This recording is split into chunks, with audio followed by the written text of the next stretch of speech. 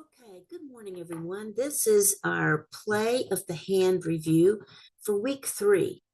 And for week three, instead of moving forward, we decided to take some time to play hands because this is a play of the hand class, and we hadn't gotten a chance to play many hands so far. As an instructor, I always feel a tension between giving you as much information as I can, but also giving you a chance to play the hands because playing the hands is very time consuming for you to really do it and learn it. So I tend to lean towards classroom instruction on different topics and for you guys to play the hand on your own, but especially in a play of the hand class where people really need to understand how to see how the two hands fit together and how to count how many winners or losers you have. I think it's very important that we play those hands during class. So that's what we took some time to do this time. I also need to totally emphasize to you, though, that there is no way you can learn to play any part of bridge, bidding, what we're doing, play of the hand, defense, anything. There's no way to learn that in a class. We'll provide information in a class for you, and you'll take that information in and you'll nod as we're doing it. But there's a different mechanism in your brain at work of taking in and storing information, and a different part of your brain that uses that information and puts knowledge into action. So you really need to be playing the hand on your own, besides what we do in class. And we need to remember that that's not a chore, right? Because we decided to play bridge because we like playing bridge. So play it as much as you can. The more you play, the better that you're going to be. But so for this week, for our review class online, let's talk about what go over real quick the things that we have learned, and then I'll go over the hands that we played in class. And those hands are in the back of your book too. So, all right, so let's focus on the very first thing that we talked about then, which is, like I told you, is the kind of the ABCs of this class. The entire class is how do you make a plan and put it into effect. The most important thing that you do as the declarer on play of the hand is stop at the beginning and kind of put the information from this plan into play. So the first thing you do is assess the situation. Assess the situation. Look and see how many tricks you have to get and how many tricks you can count that you can get. And so to do that, we look back and forth between the two hands and we see how many tricks can we take in this suit, this suit, this suit, and this suit. And when we're looking at suit contracts, we look at losers, not winners. But in a no trump contract, we count the winners that we have. But on both sides, you need to be cognizant of the other side of that equation. If we're looking at winners in no trump, we need to be thinking about where are the problems where we could lose control of this suit. And if we're talking about losers in a suit contract, not only do we need to think about, for instance, if we have to make 4 hearts, we need to think about the 3 and only 3 losers that we can lose.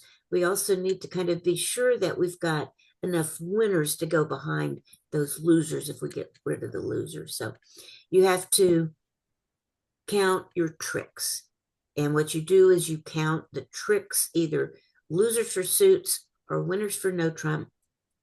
You take what you've got, subtract it from what you need, and the difference is what you have to develop during your plan. Your plan is the development of picking up those 1 or 2 extra winners you need, or getting rid of the 1 or 2 extra losers you have. In order to do that, you need to browse the checklist. Browse the checklist. There are really only 4 ways to pick up extra tricks to either get extra winners or to get rid of losers. And those are finesses, which is playing towards a higher card to win.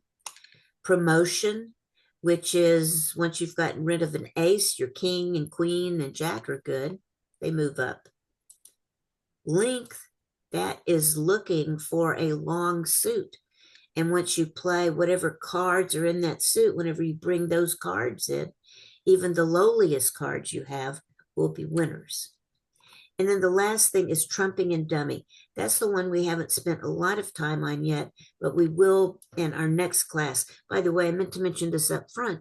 Because we decided to take this week to focus on actual play of the hand, to play some hands, we've extended the class by 1 week. So the class, instead of ending on Monday, the 27th, I guess it is 26th, it will end on June the 1st. I believe that is that next Monday, or June 2nd. So we'll have class tomorrow, which will be scheduled to be our last class, but instead will be our next to the last class, and we'll actually end the class a week after that. All right, and trumping and dummy is one of the things, among some other things, that we'll talk about in this next class tomorrow. So there's your checklist. Then after you've picked what you think you're going to do in order to eliminate your losers or gain your winners, then you have to think about what order you're going to do things in, because you have your plan of what you need to do, but usually you need to do it in a certain order to make things come out right. The first thing is nearly always you will draw trumps first.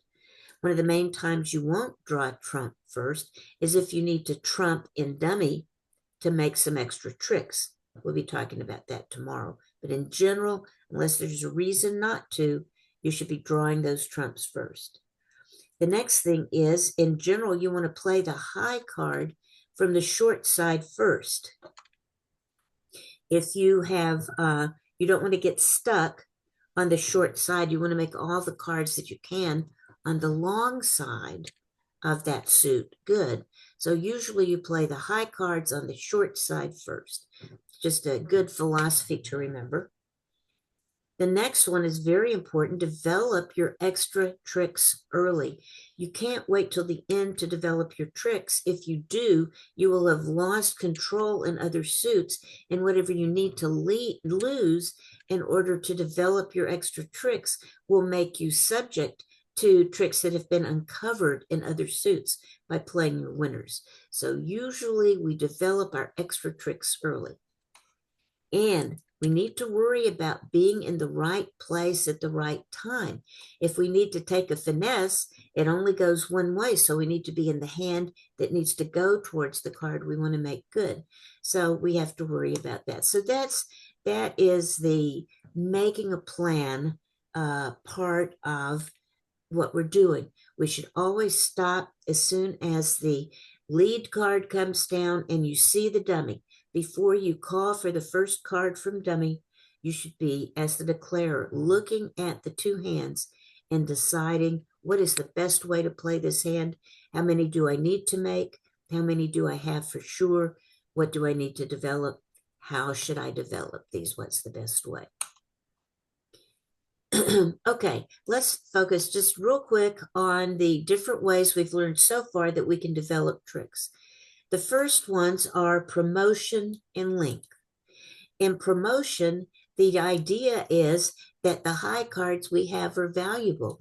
And as soon as any high cards we're missing are knocked out, the other high cards are valuable below that. So, when we're looking at ways to develop tricks, the high cards that we have, and this logically makes sense, but the high cards we have are very valuable. That's what's going to help us make the tricks. If the suits are divided unevenly, we particularly want to play the high card from the short side first, because when we are trying to promote tricks down the line, we need to make sure we're not stuck on where the side where the down the line is not. So if the short side has some high cards, you want to play those first so that what's left, the longer side, the side you're promoting, or the side that's in length, same way, you want to be in that hand so you can use those cards. And then the last thing is what we just mentioned. You're nearly all, well, kind of by definition, to promote lower cards in the suit, you're going to have to knock out the higher cards first. One of the most important things about that is to do that early. Do that early while you still have whatever you have in the other suits. So that's the key thing to promotion. Now for length, because promotion is just high cards, but for length, we need to think really that plus even more. When you're looking at length, you are saying to yourself, well, I have a certain number of cards, and it's usually 8 that we're thinking about, but it could even be 7. I have a certain number of cards. I have more cards than the opponents have. When I knock the cards out of the opponent's hands, my lower cards will be good automatically. It's kind of another way of promoting them up, but it's the length that gets you that time, not the highness of the cards. So some things you need to think about are, what if I have, and let's use the example of we have 8 cards between us in a suit, any suit. The opponents just have 5. So it's easier for us to draw them. If we have 7 cards between us, the opponents have 6. It's nearly even. It's hard to control that. But 8, there's only 5 out. It's a little bit better. 9 with 4 out, better still, etc. So you need to think about how many cards do the opponents have in their hands, between the two hands, and how are they likely to be split? How many times am I likely to have to play this suit to draw all the cards out of the opponent's hands? And some just ideas or principles that you need to know are that when you have an even number of cards out, if we have 9 tricks between us, and so the opponents have 4, an even number of cards out tends to split unevenly. The probability is that they will split unevenly. So they are more likely to split 3-1 than they are to split 2-2. So don't plan for the 2-2 split, but plan for a 3-1 split, that's probably what you're going to get. Or if you need a 2-2 split, realize that that is not, while it's not that unlikely, it's not as likely that they have the 2-2 as that they have the 3-1. So you're asking the bridge gods for a little bit extra when you need to have a 2-2 split. If there is an odd number out, they tend to split as evenly as possible. So in the situation where we have an 8-card trump suit and 5 cards are out, those tend to split as evenly as they can, which means the most common distribution of that is 3-2.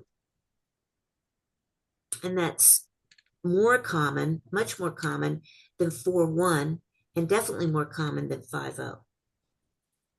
In the case of the evens, the 2-2 and the 3-1 are pretty close, and they're most of the time you've got one of those two. The 4-0 is very unusual. I mean, 10%, not that unusual, but it's more unusual than one of the other two. Now, the way we develop length is we look for a long suit, usually an 8+ suit. If we're trying to decide where can extra tricks come from, well, look at the number of cards you have in the suit. That's particularly useful in no trump contracts, but it can also be useful in looking for extra tricks in a suit contract too. You may very well have 2 8-card suits, your trump suit and another one. And so that's where you should think about length. That's where the most likely opportunity for you to use length to develop extra tricks. Now, what you need to do when you're doing all of this is watch your transportation. That means if you need to go over to the dummy hand to lead back towards your hand, you need to have a way to get over to that hand. And so this needs to be part of the things you need to figure out. If you're going to have to finesse twice for something, you need to make sure you can be in that hand twice to make that happen. So watch your transportation. That's actually part of the plan that you're making, is thinking about, can I go back and forth? Look to see how many winners can I see on that side? How many winners can I see easily on this side? That kind of helps you determine real quickly whether or not you have enough entries to do what part of the plan you're planning to do. Promotion and length work together. That's kind of what we were just talking about, that really promotion is getting rid of the highest cards, so your lower high cards are good. But ultimately, when you get rid of all the cards that are out in the opponent's hands, the rest of your cards are going to be good.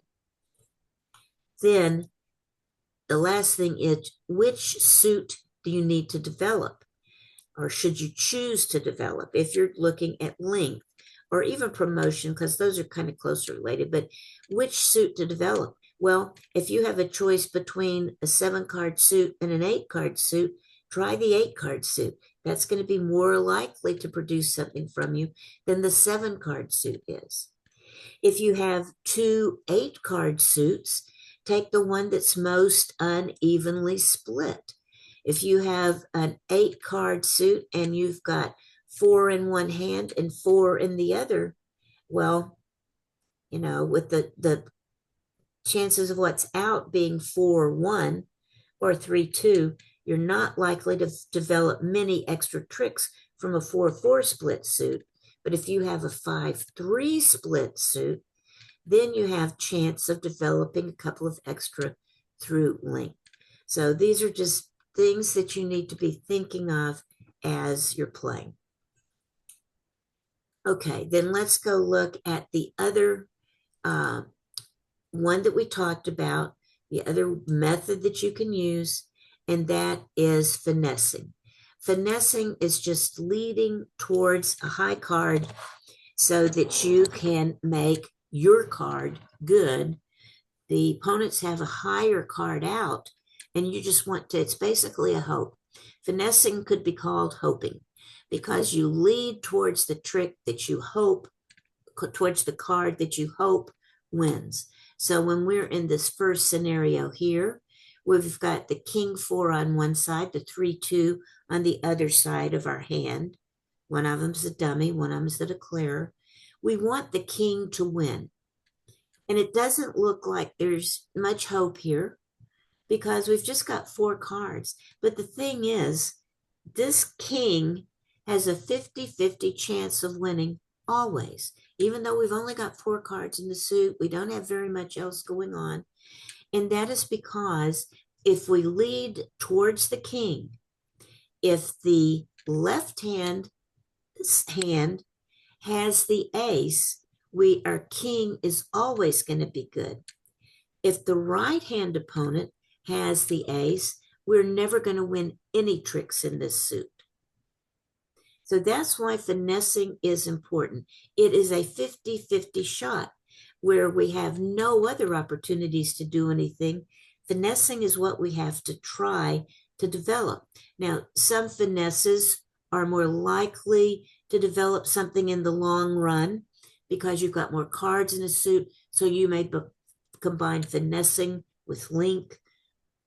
You may be putting some of these together.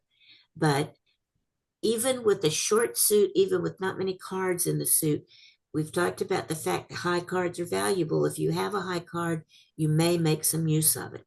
So in this particular, the first example here of all you've got is the king. You lead a low card, one of either the 3 or the 2, towards the card that you want to win. And you hope that card is in the left side. If it is, they can play low. You'll put in your king. And if they did have it, you'll win. Your king will win because the right-hand person doesn't have it. The left-hand person, once you lead the 3 or the 2, The left-hand person who has the ace has to decide, do I play it or not? And whichever way they go, doesn't make a difference. Your king is going to be good. If they don't play it, you're going to play your king, and it turns out your king will win. If they do play it, they play the ace, you play low. Now your king is developed as a winner for another time. Your king will be good. If the person on the left does not have the ace, you will never win a card in this suit. You will lead a low card. Left-hand opponent will play low. You'll put in the king, hoping that means they had the ace, because you still don't know, but your king will get taken by the ace in the other person's hand. So you don't know what's happened until the last card is played to the trick. But if the ace is played first on the left side, you know from the beginning. If a low card is played from the left side, you put in the king and hope that it wins. Hope that that ace was on the other side. That's the finesse. We can do it when we're just missing the king, but we have the cards around it. So let's say we have this situation, the ace queen on one side with a smaller one and 3 smaller on this side. We'll lead a low one. And here, what we're trying to do here is make our queen good.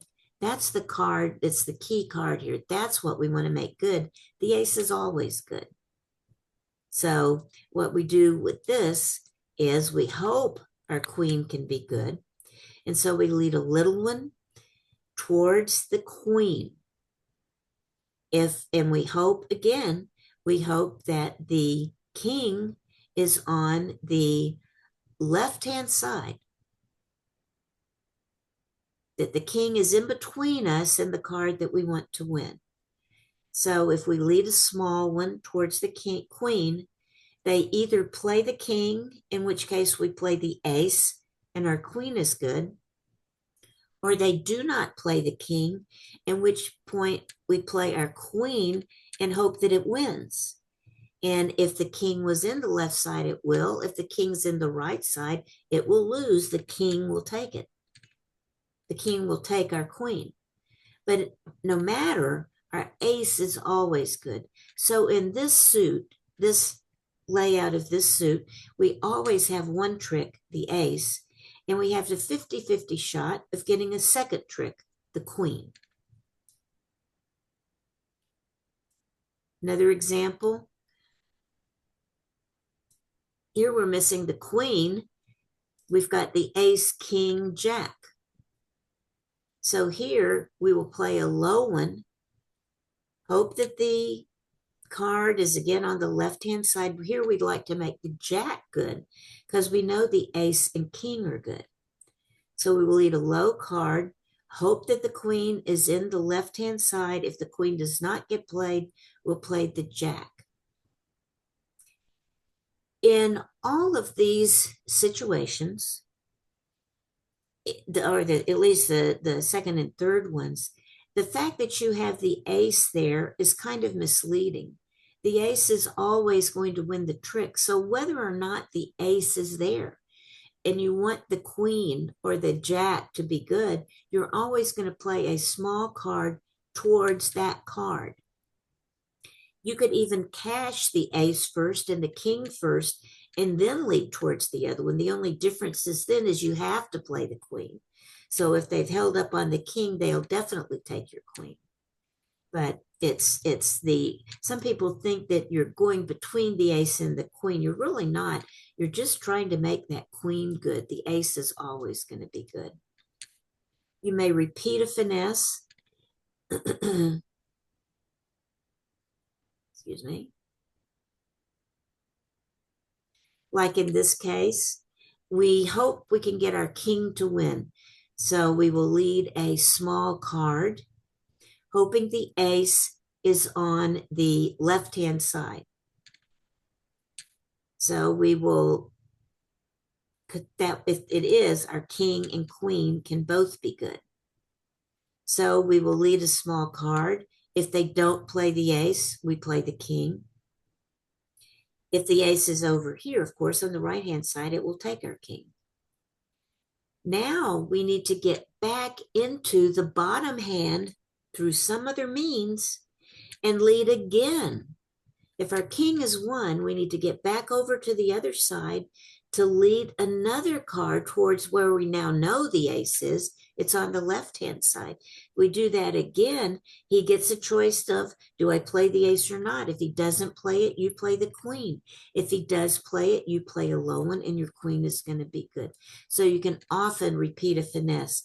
The same thing, this is the same situation. Here, you're hoping the king is over on the left-hand side. If it is, you will be able to make your ace, your queen, and your jack, all three good. If it's on the right-hand side, two of them will be good. Okay, so those are finesses. We could go through other examples. Oh, well, let me mention one other thing. When we're missing two cards, we are actually finessing against two cards. Like in this situation, the ace, queen, 10, we're missing the king and the jack. Well, which one should we finesse for? In general, the answer is we finesse for the lower one because the king and the jack that we're missing, the king and the jack could both be on the left side. Great. The king and the jack could both be on the right side. Bad. The king could be on one side and the jack on the other, or the jack on this side and the king on the other. The way that gives you the most opportunity, the most likelihood of making at least one of the two missing ones good, is to play the lower one first. So in this case, we would play a small one. If the right-hand person does not play a high card, then we put in the 10. We play the lowest card that we're finessing for first. That gives you the most chance of winning, because if this guy has the jack and this guy has the king, and we put in the 10 and he has to play the king, now our ace and queen are good. We don't have to worry about it anymore. So that's the best way to play that one. Okay, so those are generally the things that we're going to be thinking about when we are playing the hand. So now I want to go to the book and look at the hands that we looked at this week. And that started on page 104. Page 104.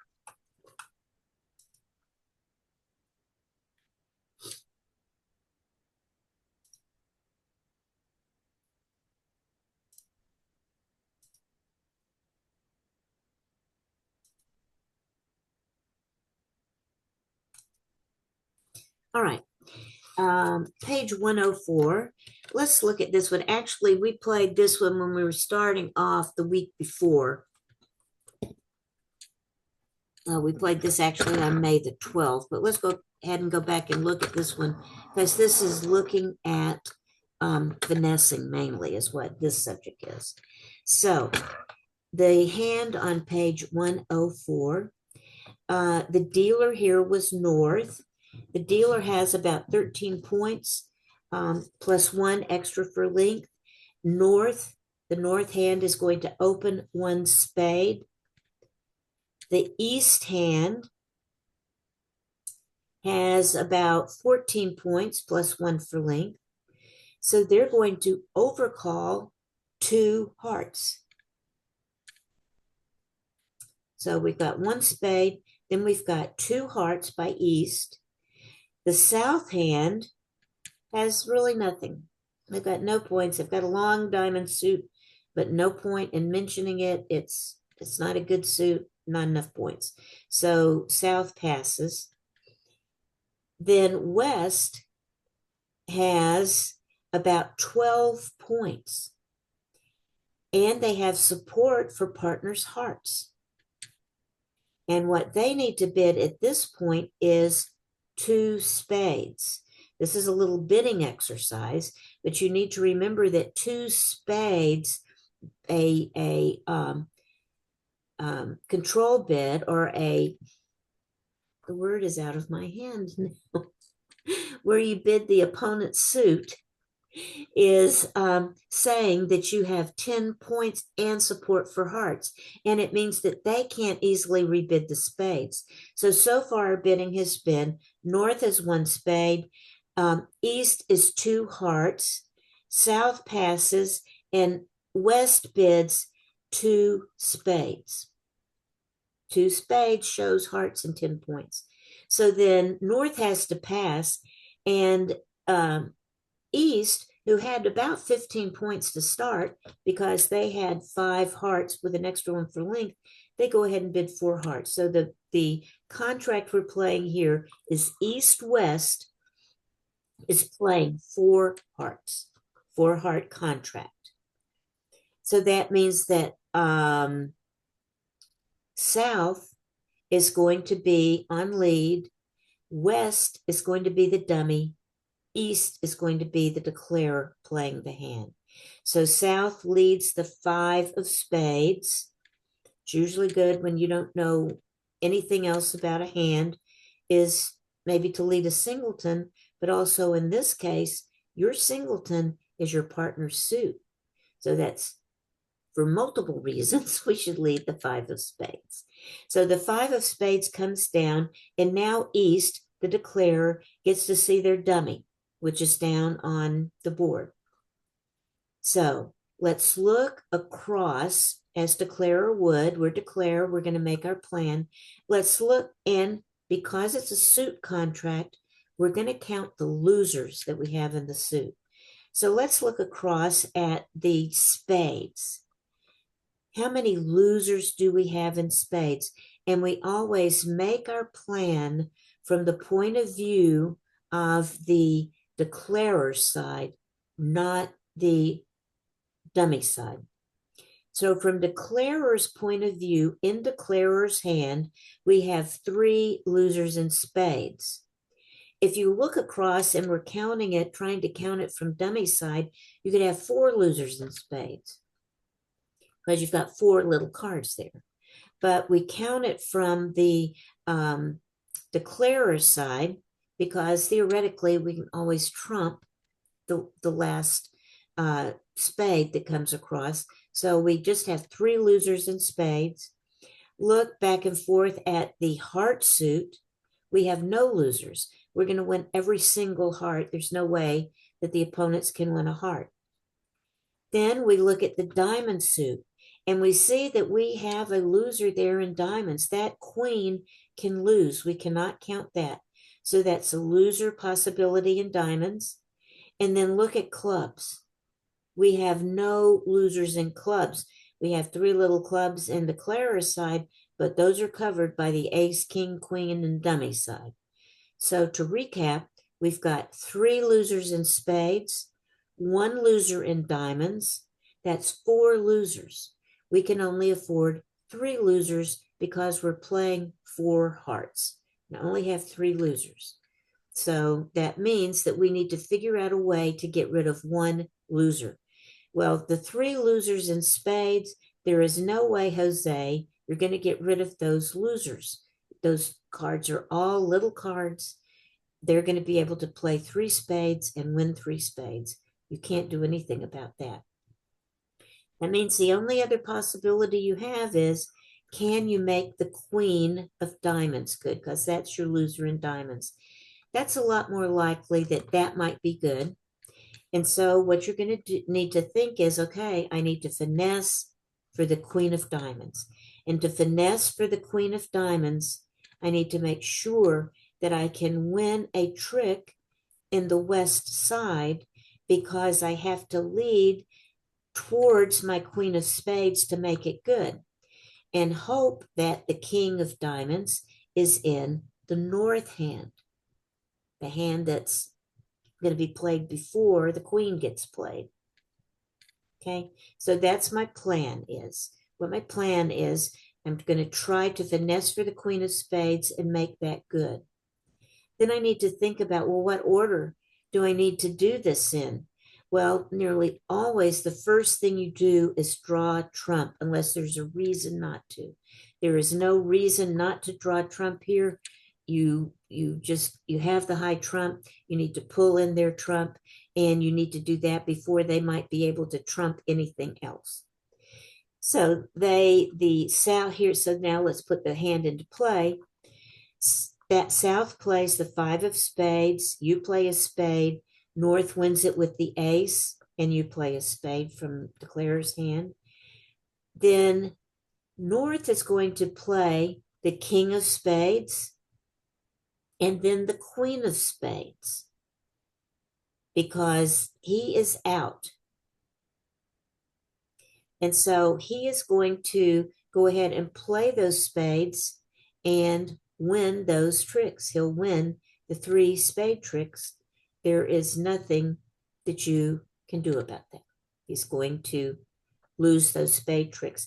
And actually, no matter how he chooses to do it, he could see that, play the king and see that you've got that 5 was a singleton, and then he could play a small card back and let the south hand trump it, but that doesn't get him anything extra. That is the last thing that you have to lose. So you either lose the ace, king, queen, or you lose the ace, king, and he plays a small one and he trumps it, but that's still just 3 tricks they're going to get in spades because the third trick you're going to trump. So they can't take another trick in spades, just 3, no matter how they take them, 3 tricks, because you're trumping after that. So they take their 3 spades, you trump in.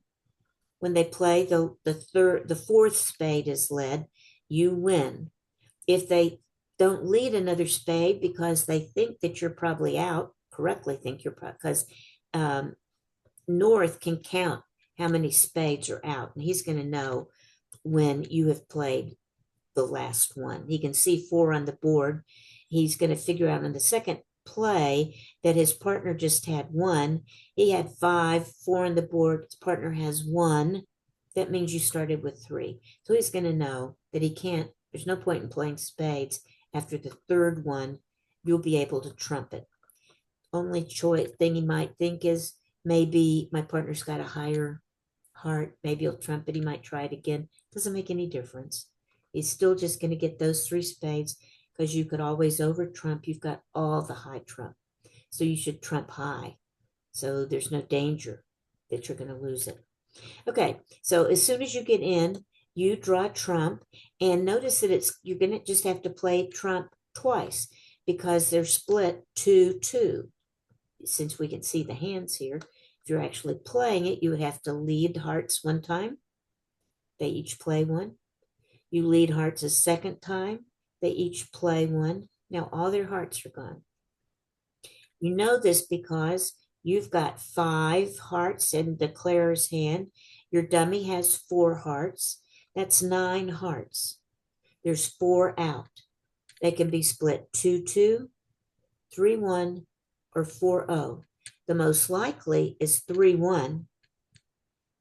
Likely, but less likely is 2-2, and very unlikely is 4-0. So the first 2 you play, you find out the split was 2-2. All of their trump are in. Now, trick is, once you have done that, you would like to end up in the west hand by drawing trump. So you might play the ace of hearts and then lead a small one over to the 9 of hearts, because see, the 9 of hearts is going to win, right? So if it's 2-2, the 9 of heart wins and you're over there. If it's 3-1, and you don't know it this time, if it's 3-1, you play the 9 of hearts and it's still winning. And then you play the king of hearts next.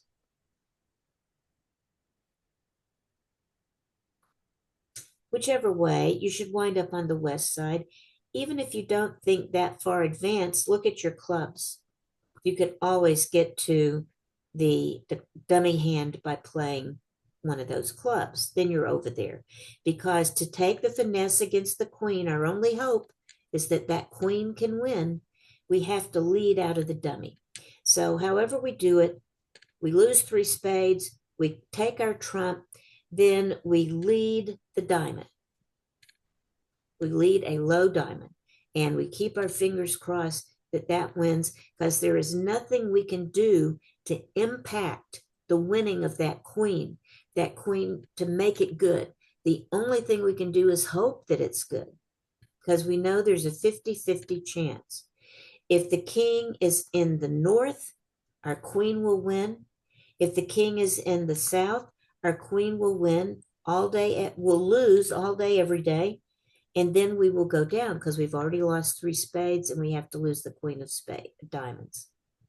But in this case, you play from the dummy, you play a small diamond, and then north has a choice, because it turns out north does have the king, the card we're worried about. North can play the king. If he does, you cover it with your ace. Now your queen is good. If he does not play the king, if he plays a low card, which is more appropriate for the second hand player to do, and he's the second hand to play to this trick, the West led, dummy led, he's the second one. Usually he'll play low. You'll put in your queen and hope. You'll think, oh gosh, I hope he had the king. And you play your queen, hoping it's good. And as long as he had the king and South didn't have the king, then your queen is going to be good. And that's the case here.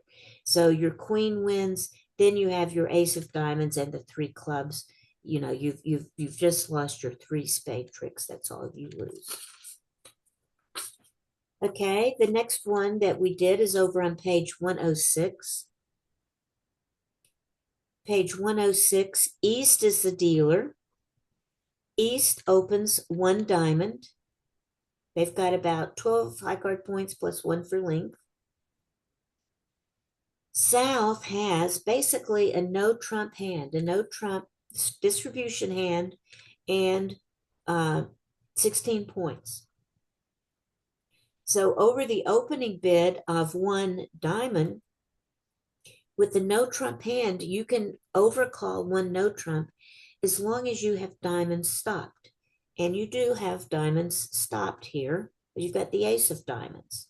Ordinarily in no trump, if we're bidding it ourselves first, we don't care if every suit is stopped. That's an old rule we worried about. We don't care about that now.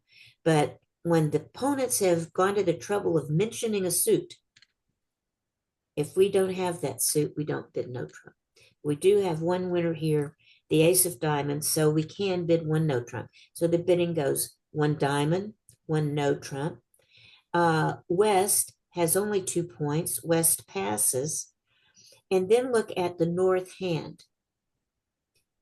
South, their partner, has bid 1 no trump, and they have 10 high card points and no 4 card major to look at, no transfers or anything. So they are just going to bid 3 no trump.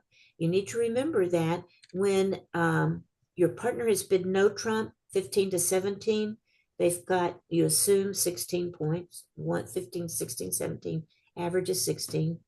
You need 10 points to make a game. You've got 10 points. In North, you just bid game. That says 10 points, game, you bid 3 no trump. So that means that South is the declarer, North is the dummy, and West will be on lead. West is going to lead the suit their partner bid, and when they have 2 cards in a suit their partner bid, they lead the higher one. So they lead the 8 of diamonds. 8 or 6 really doesn't make too much difference, but to follow the rules, it should be the 8. For sure, they're going to lead a diamond because their partner bid diamonds. So the 8 of diamonds has been led. The dummy comes down, and now declarer, South, needs to look between his 2 hands to see what he's got. In this situation, we are going to count winners. How many sure tricks do we have without losing the lead? So let's look at spades. In spades, we have 2 winners. We have 2 winners because we're missing the king, but so the kings could win a trick, but the other two, we've got the other two outside of the king. So the king can win. We'll have two winners other than that.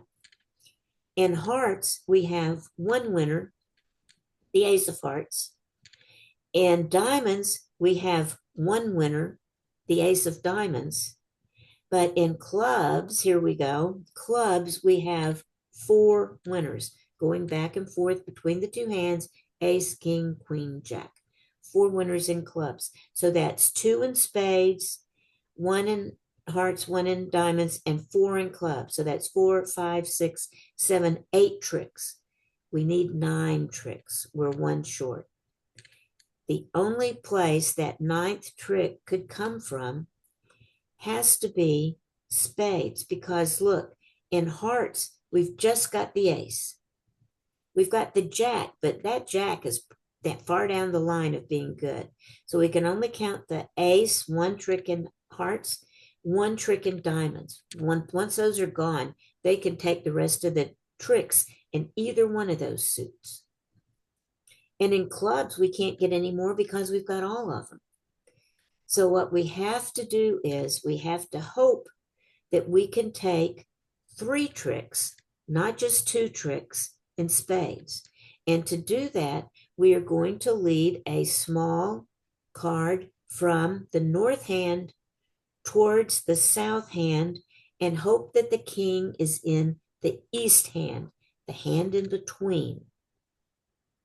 We are hoping that the king is over there and that our queen can win. And if our queen wins, it promotes our jack. But really what we're doing is hoping that our queen can win again instead of the king. Really, the fact that the ace and jack are there are not even important just for the finesse part of it. They're important because it gives us the other 2 tricks. But what we really want is for the king to be in the east hand, and that is a 50-50 possibility. If that does not work, then you are going to lose that, and you're going to lose a bunch of hearts, and you're going to lose a bunch of diamonds if those suits are open. So in our plan, we're going, okay, I've got 8 tricks. I need to see if I can get 3 tricks in spades. So I need to take that finesse as soon as possible before you lose control in the other suits. Because hearts and diamonds are very dangerous to you. You see that, especially diamonds, because the east hand bid diamonds. So we know he's got diamonds. And you've only got one ace in your diamond suit. Okay. So they have led diamonds. You will play a small diamond, and they will win with the king. Now your question is, do I play that ace or not? Well, the problem is they're going to win some diamonds no matter, right? They've got to win some diamonds. And so usually you're going to hold up a couple of times. Since they've got good diamonds, they're going to win them anyway. You're counting on the fact that you can stop them from running those when you play the ace. But once you play that ace, if they get in, they can take the rest of the diamonds. So kind of what you're doing is you're hoping that you'll wait and play the ace last. And by that time, even if you lose a trick somewhere else, it'll get lost in the hand that doesn't have any more diamonds. So we hold up on the ace. We don't play it right off the bat. We wait. So they play the 8 of diamonds. You play low. East wins a diamond. You play low from the south hand. East leads another diamond. You play low one more time. West plays low, and you put in a low diamond from dummy. And now East will play another diamond, because they should do that because they need to knock out the ace to make the rest of their diamonds good. See, as soon as the ace is gone, all their diamonds are good. So you don't want to make that happen any earlier than you have to have it happen. It's safer for you to wait. So the third time it's led, you win the ace of diamonds. Then you have to take the finesse next. Because if you play your club, you could play the clubs. That doesn't make too much difference. But if you cash that ace of hearts, that's a danger. Because then if they win, they're going to get the rest of the hearts and all the diamonds. So your first plan needs to be, you need to get over to the north side because that's where the lead needs to come from to make your queen good. The best way to do that, as soon as you take the ace of diamonds, is to play a small club because you don't have to worry about clubs. You know, they can't win a club.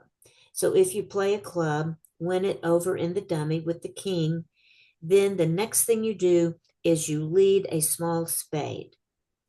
And you think to yourself, I hope that the king is in the east hand.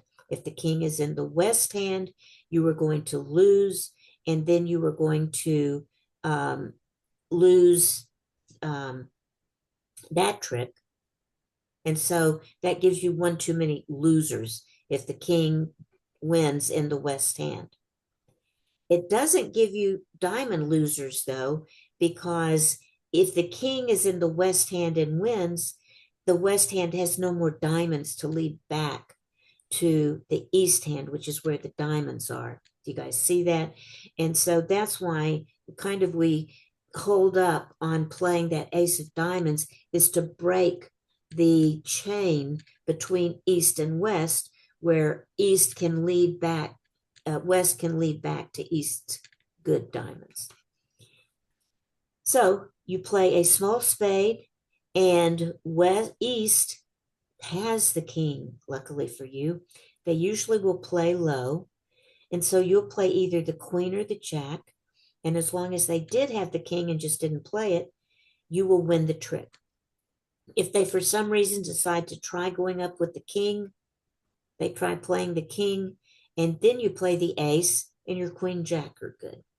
So whichever way it goes, you are going, because the king is in the east hand, you will get all three of the spade tricks. You will get your 4 club tricks. You will get the ace of hearts and the ace of clubs. That's your 9 tricks that you need. And once you see those 9 tricks, take them. Don't do anything else. Because if you do anything else and they get in, they're going to cash more diamonds than you can lose. So you can't do that. But you should make your contract if you play that correctly. Then over on page 108, here we have South is the dealer. South opens the bidding with 1 diamond. West overcalls 1 spade. North bids with North has just has 4 points. North passes. What am I thinking? North passes. Then we look at the east hand. The south hand has overcalled 1 spade. So the east hand has 9 high card points and 3 cards in support. So they are just going to bid 2 spades. South passes. They don't have anything else to bid. And west will also pass because they don't have any extra points when they know that all north has, excuse me, I keep miscalling the hands. East can have no more than 9 points. When they bid 2 spades, they have 6 to 9 points. West has more points than they would have needed just for an overcall. They could have just overcalled with 8, and they've got 13, 14 points. But with East just having 9 points, there's no point in them bidding again because 14 and 9 is just 23. So that means that they are not going to be able to go higher. They can't make a game. They may as well stop at 2, make it as easy as possible on themselves. Okay, So we're going to be playing two spades. West is going to be the declare. East is going to be the dummy. South is going to, excuse me, North is going to be leading. And North is going to lead the queen of diamonds. They are going to lead their partner suit, partner bid diamonds. And if they have touching honors in their partner suit, they will lead the top of a touching honor. So they lead the queen of diamonds. Now, you look back and forth between the two hands and assess where you are. You make your plan. To make a bid of two spades, you only need 8 tricks. How hard could that be, right? You only need 8 tricks. So let's see how many losers we have. And it's losers we count when we are counting a suit contract. So in spades, we have no losers. All of those spades are good. And remember, we count from the point of view of the declarer's hand, the West hand. In hearts, we have 2 losers. The ace of hearts is a winner. The other 2 are losers. So 2 losers in hearts. We've got 2 losers in diamonds because we've got 2 little diamonds in our hand. We have the king in the east hand, so that's some hope, but we have 2 losers there that we have to count first. Then in the club suit, we've again got 2 losers, the jack and 10 of clubs, the 2 small clubs. We have a winner in the ace, but the other 2 can be losers. And, remember, we need to count our losers that are what we would have to, what we can take without losing a trick. So we can take the ace, but then we have 2 losers after that. So none in spades, 2 in diamonds, 2 in hearts, 2 in diamonds, 2 in spades. That's 6 losers. Well, with a contract of 8, we can only have 5 losers. So we need to get rid of one of the losers some way. And what would be the best way to get rid of one of the losers? What are we hoping?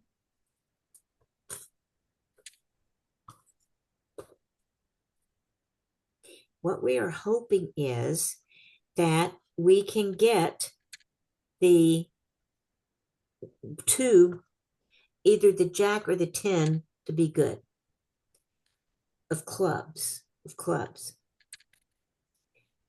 We have a possibility of a finesse for the king, because if we led a low diamond towards the king, if the ace is in the north hand, then our king will win. If it's in the south hand, our king will lose. And notice that once that king is gone, you don't have any other winners in diamonds. So you can trump, but you also have to pull your trump. So it's much more dangerous in this case to go for that finesse for a 50-50 shot. If you go for the finesse in clubs, you've got a little bit better than a 50-50 shot, although there's 2 out. The jack and the 10, very possibly one of those can win. But we're going to have to take the finesse twice in order for that to happen. So what we do is the queen of diamond leads. And so you either play the king or you don't play the king. Doesn't make any difference, because it turns out the ace is in that hand. And usually the rule is we cover an honor with an honor, because in this case, they can see the king. They know where the king is. So it's not like you can hope they misplay it. So they play the king. You need to cover it with the king. At least make them play the queen and the ace just to take your king.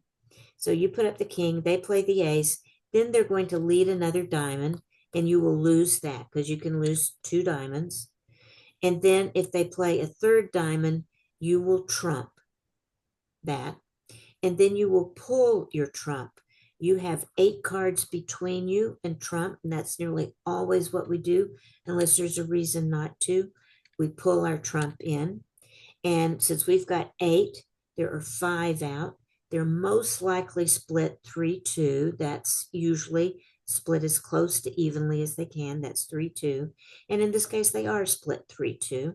So you have to lead spades 3 times. Then you want to finesse for the clubs and hope you can make one of those clubs good. So you can get back over to, we have to go over to the east hand because we need to lead to the east hand, lead from the east to the west. So what we're going to do is we'll go over with the ace of hearts, the ace of hearts. And when we go over, win the ace of hearts, we remember we counted 2 losers in hearts. And if we played the ace, that leaves us open to 2 losers, but we already counted those. So it's okay to lose those. So we play the ace of hearts first. Then we lead a club. Lead a club. So we play a club. They are going to play low, and we put in the 10, and they win it with the queen. Okay. So that's not the best news we could have. Kind of hoped the king and queen would be both in the south hand, but they're not. But even if they were in the south hand, they're going to get one of the tricks. But as long as the king and queen are not both in the north hand, we will get a trick. Now we need to come back over to the south hand, east hand, lead again.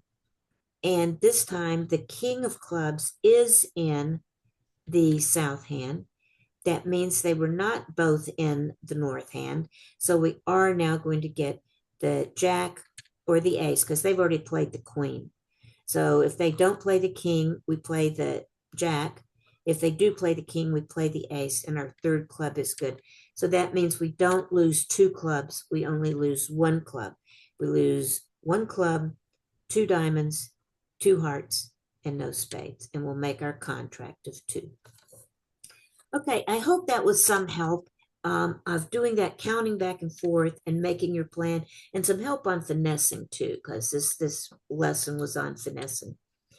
So for tomorrow, we're going to focus on the trump suit and the value of having a trump suit and how we can make extra tricks out of the trump suit, why it's so powerful.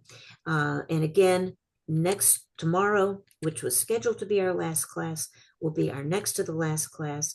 The last class will be on the next Monday. By the way, for those of you that have to miss tomorrow's class because it is Memorial Day tomorrow, we'll again, of course, have the review next week. So we'll review what we covered tomorrow. And if you have to miss class, you'll see it next Sunday on our review. All right, that's it for today, guys. Look forward to seeing you tomorrow in class.